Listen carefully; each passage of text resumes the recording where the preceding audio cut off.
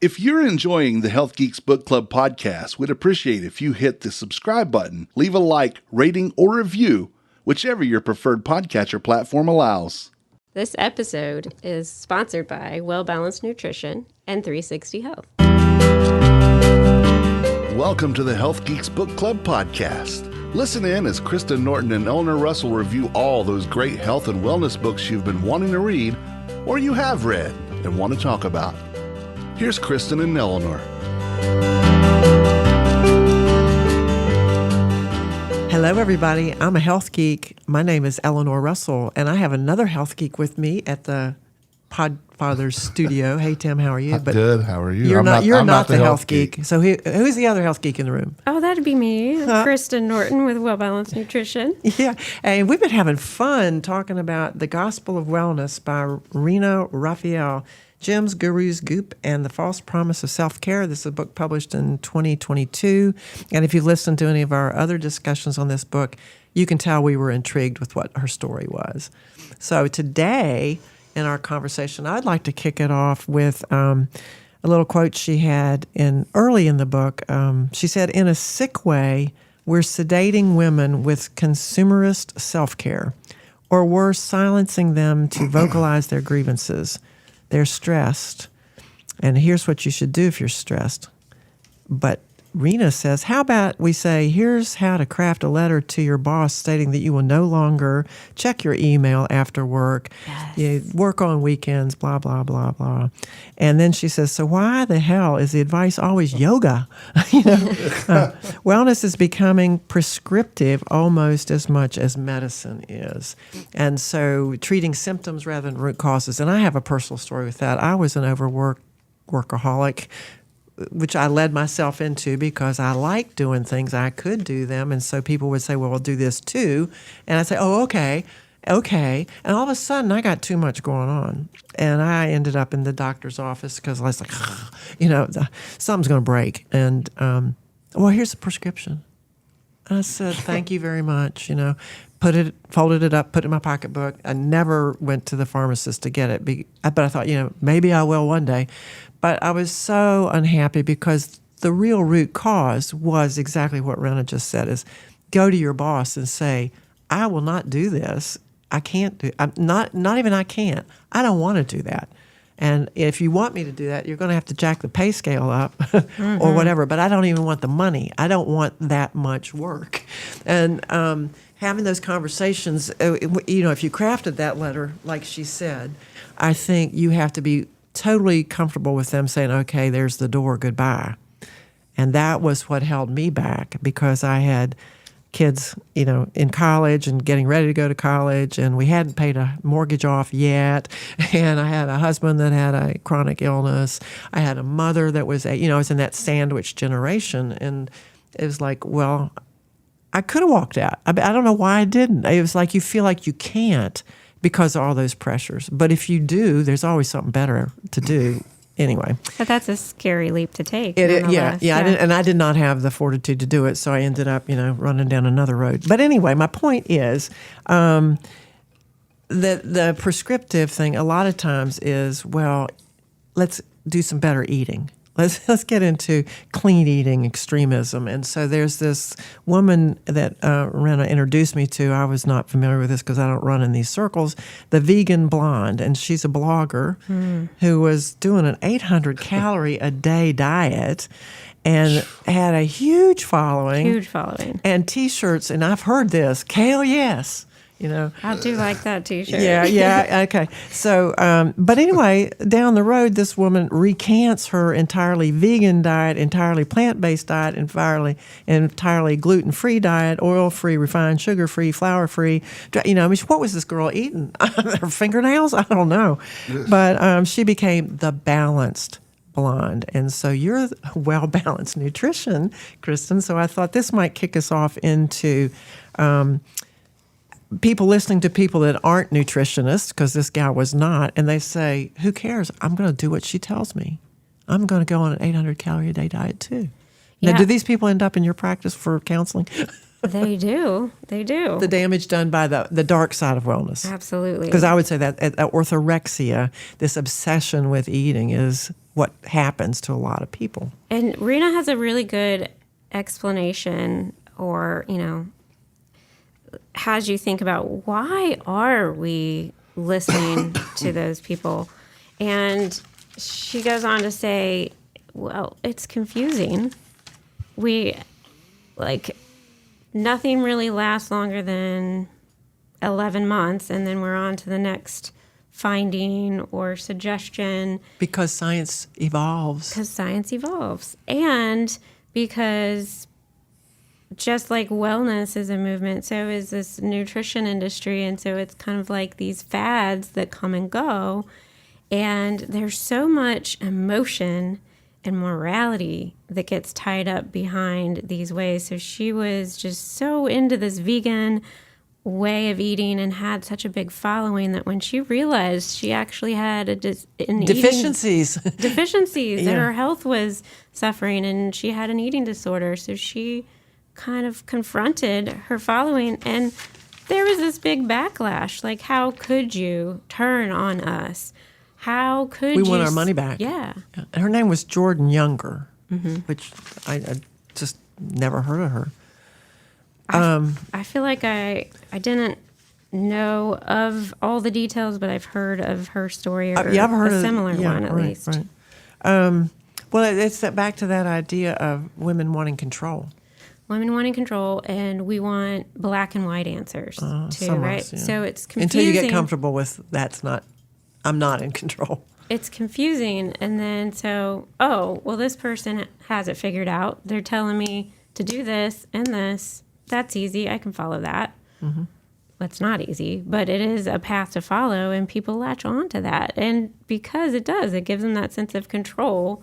I might not be able to control how my work is going, but I can control what I'm eating. Yeah, what I put in my mouth. Yeah, that's disordered and that takes you right down to disorders, big time.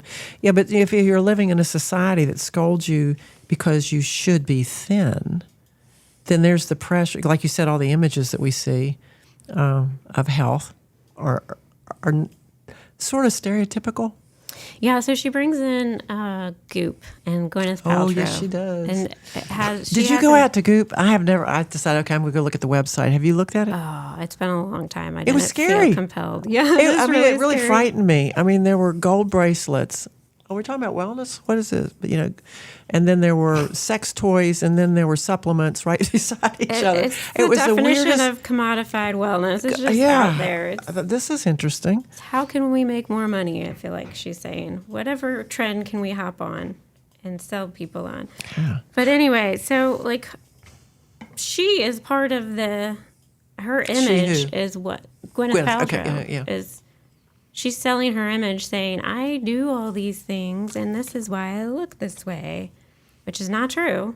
Mm-hmm. Maybe there's a tiny bit of the things that she does that influence how she looks, but that's genetics. Yeah, but on the other hand, you're not around her the other 24 hours, and you don't know how you don't know what she looks like when she wakes up. Yeah, and you also don't know how she behaves, how erratic her behavior might be, or how angular. What's going on inside her mind. Yeah. Well, Kristen, I think part of the reason we get to this thing is because the medical world adopted the BMI as a measurement marker, and now I'm not a fan. Well, you didn't need to be. It's okay. The overweight, a third of us Americans, based on the BMI, which is body mass index, or we're told to be within a number of 18.5 to 24.9. So all of a sudden, okay, I got to get that mark. So how am I going to do that?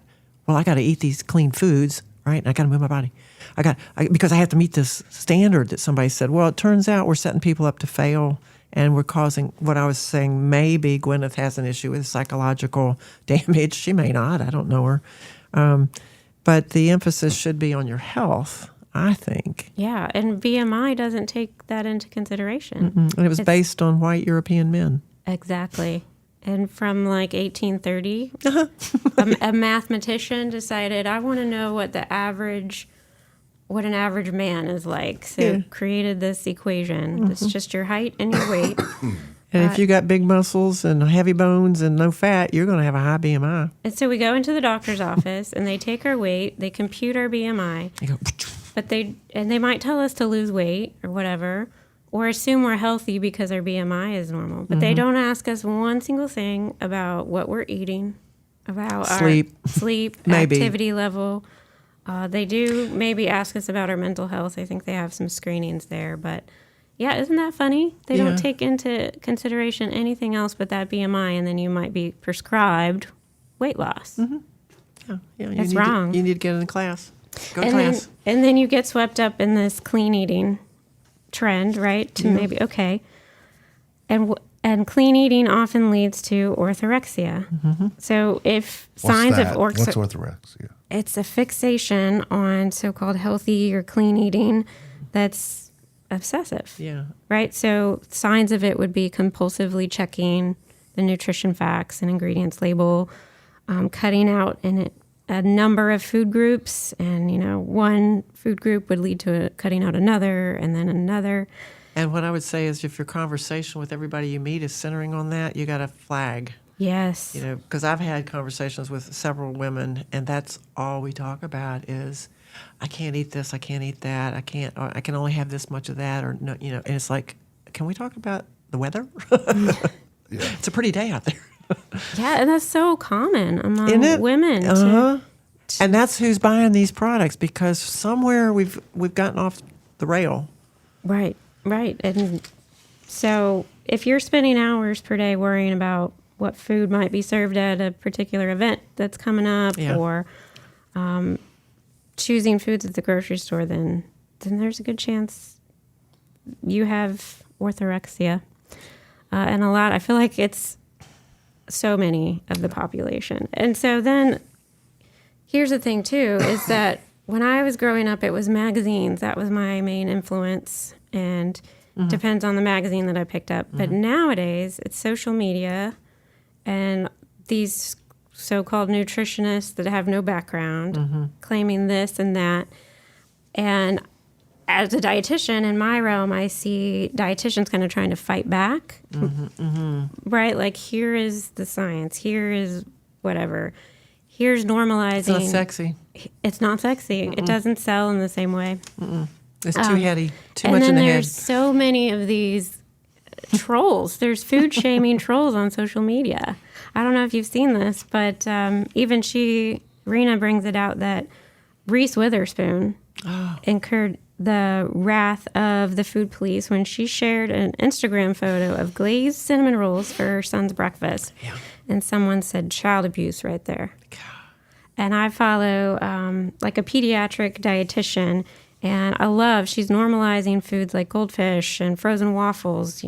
Like, You can eat those. you can eat those. It's going to be all right. And she gets backlash from followers saying, how could you promote something like that? You're a dietitian. And so Yeah, I'm a dietitian. Listen to what I'm saying. exactly. Right. Yeah, I mean, that's a good comeback, I think. And then another point in the book, she interviews someone who calls out, there's just so much value and emotion tied to the dietary patterns like clean eating or organic foods only, that when we see the logistics of research and how it doesn't necessarily point the finger one way or the other, doesn't prove anything for We're us. disappointed, aren't we? We're disappointed. Because I bought that bill of goods. And it hurts our feelings because we have so much morality tied to it and emotions behind it. So it's this weird thing going on with. Well, Tim brought up a comment in one of our episodes when we ventured near this topic. You said, if you can afford it, and that's the thing about the clean eating deal and the organic food is there are disparities of availability and access and affordability financially. So she does bring up a topic in here that I think we'll get to maybe in our next episode about systemic ideas on how do we help the wellness industry bring health to people because of the financial, this group that Rina is running with had some excess money. They had the ability to buy clothes and take the time and vacations, go to the spa for the week. That's not the normal American in my world. It's an upper echelon, the elitism. Well, on this idea of what we eat, can we talk about the Environmental Working Group? Yeah, the Dirty Dozen list. Yeah, and just who they are, because I get a lot of interest in that every now and then. People say, oh, well, the Environmental Working Group said this or that. Yeah, well, my issue is transparency with the Environmental Working Group. I don't believe people understand who they are. They just see Dirty Dozen, this group that sounds good said, I shouldn't eat these, and I can't eat those. And one of the things that they do talk about in here is that this is not an impartial party. No, they get paid by the organics. Yeah, food industry, corporate brands, and clean beauty, like Beauty Counter, funds them. So they're participating in affiliate programs with Amazon and things like that. And then they're selling a certification label to the product to make money on the product they recommend.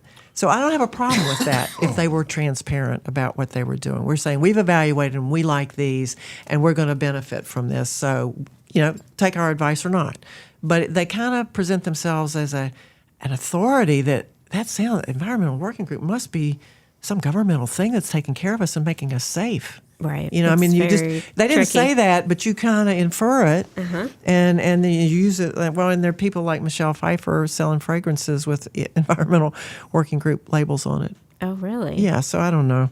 Well, and their research in their Dirty Dozen list is questionable because, if I understand it right, they report the number of pesticides on a particular fruit and vegetable and not the amount. Yeah, and the toxicologists take them to issue for that. Yeah, and it's the amount really that matters, not the number of different. And organic food can still have pesticides on it. I think people don't understand that. Oh, yeah, you've got water and you've got air drift, too, that can contaminate them. Yeah, right. Yeah, but there's natural pesticides.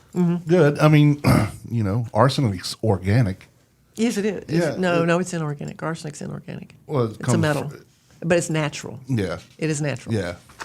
Yeah, you're right. Okay. So, but still, I mean, the whole natural thing. Slap down. Yeah. Sorry. It's all right. Right. Well, yeah. I mean, you can call things natural, but that doesn't necessarily make it good. Yeah, exactly. Right. Yeah. Or bad, right? Yeah, radium is natural. Yeah. Yeah.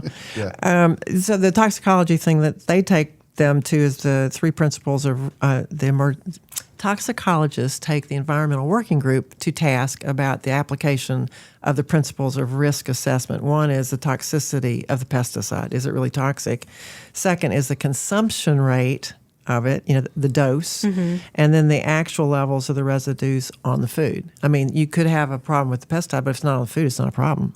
Right. And if you're not eating enough of it to get a dose response, it's not a problem either. But I would say this irrational fear of chemicals, I do take a little bit of issue with that because when we look at fetal cord blood, we're seeing a whole lot of synthetic chemicals in our blood, but it's not necessarily coming from food. So I do think we should pay attention to chemical exposures, and wherever we can minimize it, it's a good idea, in my opinion. Yes, pay attention, but I think that's one thing she calls out in the book is that a lot of us aren't educated enough to understand food science. And we may be educated, but just not in that field and how things work for science. And so she mentions that even those who make the most money are actually the ones buying into this the most. Like? What's that? Like? The ones that are making the most money? You mean the food, big food? No, just the people who have enough money to buy organic or whatnot are the ones that believe that they have to buy organic or else. Or they're bad. They're not following the rule book. Right. Yeah, that's been put out by somebody. And so that leads me to Food Babe. She talks about Food Babe, and she is like leading the pack on watch out for this chemical in your food, and if you can't pronounce it, then you shouldn't eat it. And like dihydroxide. What? Water. Yeah. Exactly. Yeah. So, didn't something happen to the Food Babe? She's not as popular as she used to. I thought that she got blitzed. Well, I think people are did getting she recover? onto her. I don't know. I don't know what's behind that story. Yeah, maybe I'll look that up before Rina gets here, if we're lucky enough to get her to come and continue talking with us. But yeah, I thought the Food Babe kind of fell from grace. Probably, just because more and more people are realizing her fear mongering isn't necessary. And In fact, there's Food Science Babe. Oh, Who yes. is out there now Yes. debunking all of She sounded interesting. I did not know about her, so that was another thing I learned in this book. someone fun to follow. Yes. Yeah. But like you said, it's okay to eat some of these processed foods. It's maybe not the thing you want to make a steady diet of, but having that cinnamon roll for breakfast, it's not going to be a problem. It's not going to kill you. And it doesn't make you a bad mom. It doesn't. In our state, the Krispy Kreme is the thing. Like, avoid Krispy Kreme. No, you can have a Krispy Kreme. Yeah. So this kind of ties it together well at the end, I think, of one of her chapters on nutrition. She says, but the hyper-moralized mandate to eat well induces guilt whenever we're simply unable to adhere to such regimens. Most Americans barely get time away from their desk for a proper lunch break, and yet we still have this pressure to be, who she calls out, not June Cleaver, who is it? Whatever, an old school homemaker. Donna Reed. Yes, Donna Reed. Yeah, or June Cleaver. They both were home moms, shouldering the mantle of health for their families. But yeah, I think this whole movement on clean eating is troublesome because it's not just a concern about what you're eating, it's an obsession. And the diet industry leads people all too much into that obsession over what we eat. And number two, it's a problem because, again, as we mentioned in previous episodes about this book, it's a Band-Aid over our culture, right? Looking at the wrong things. We're pressured to be a certain size, to eat a certain way, but we don't have the environment set up to do that. And so now it's all our fault when we can't achieve that. And that leads you down to psychological, Yeah. which you set up a stress chemistry internally, and you're not going to have any health benefits then. Exactly. Well, and more researchers are trying to uncover that it could potentially be weight bias and yo-yo dieting. Oh, yeah. That is the link between obesity and health problems. So the stress that all that causes, not the body size, but the stress because of our culture. Exactly. So it's just all backwards. Yeah, and there was a thing in here that made me think of our book that we talked about with Cyrus Bush, The Emotional Freedom Technique. And we got into a discussion of self-regulation in that conversation. And I think Rina talks about when people are removed from these restrictive diet things, they will self-regulate. You know, there's you will, the intuitive eating is where she kind of ends her discussion, is there's something good coming along, intuitive eating, where you listen to body signals and you look at, you know, your nutritional, I guess, you don't want to end up deficient in nutrients. So learning to eat whole foods, you know, but intuitively. Exactly. Yeah. Is not a bad way to go. And your body knows more than you give it credit for. Don't let the diet industry think or tell you that they know the answer. Right. It's your body that knows the answer. And spend your money with us. Yeah. And that's scary too, because just like dieting went out of fashion, then wellness came into fashion, and now intuitive eating is becoming in fashion. And so that means a lot of diets are disguised as intuitive eating, sadly. So, for instance, we talked about our good old friend Gwyneth Paltrow. Yeah. She partners with a doctor called, I don't know what kind of doctor he actually is, but his name is Will Cole, and he has a book called Intuitive Fasting. Right. Eleanor almost spit her drink out. My coffee almost became intuitive. He's a functional medicine practitioner. Okay. So yeah, Pittsburgh. And that's not intuitive. Do functional medical people have a medical doctorate, or do they go through a different school like a chiropractor or a naturopath, or are functional medicines naturopaths? That word is out there, functional medicine, but if you go to Wake Forest University School of Medicine, you're going to get You're going to get an MD or a DO. At Wake? Well, no, I don't know they don't do osteopathy. They don't? No, it's that can be done in other schools though. There's one in West Virginia. It's But called I think osteopathy. I think that's an issue too, is right? They employ DOs. They do. Yeah, they do employ yes. them, but they don't educate them. But there is no one definition or one. I don't think so. So I kind of wonder about when people say I'm a for- functional practitioner is even different than a functional doctor. Yeah. Yeah. Are you though? That's what you always want. Are you? Are you really? Yeah. Well, he's got quite the following, unfortunately. So I don't know. You just have to really be careful of Buyer beware. what people are selling you. Is it an overpromise? Is it that they're telling you this, and this, and it'll solve all your problems? In nutrition and other realms of wellness, you just got to be careful about that. So I think maybe this is a good break point for us because I want to talk about another topic, but I don't think we have time in this episode. So shall we wrap this one up? We shall. We shall. Well, I am Kristen Norton of Well Balanced Nutrition. And if you're looking to develop a healthy relationship with food and truly understand what intuitive eating is, please visit us at wellbalancednutrition.com. We're a team of registered dietitians and happy to help you. You can apply for a free clarity call to see if our nutrition coaching might be right for you.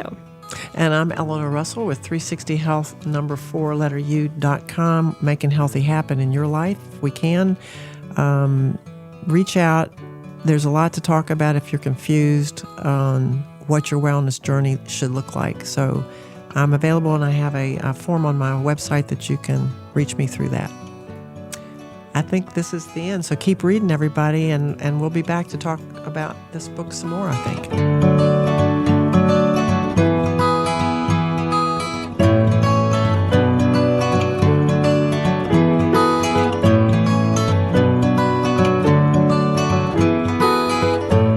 The views and opinions stated in this podcast are solely those of the contributors and are not necessarily those of our distributors or hosting company. This podcast is copyrighted, and no part can be reproduced without the expressed written consent of Kristen and Eleanor.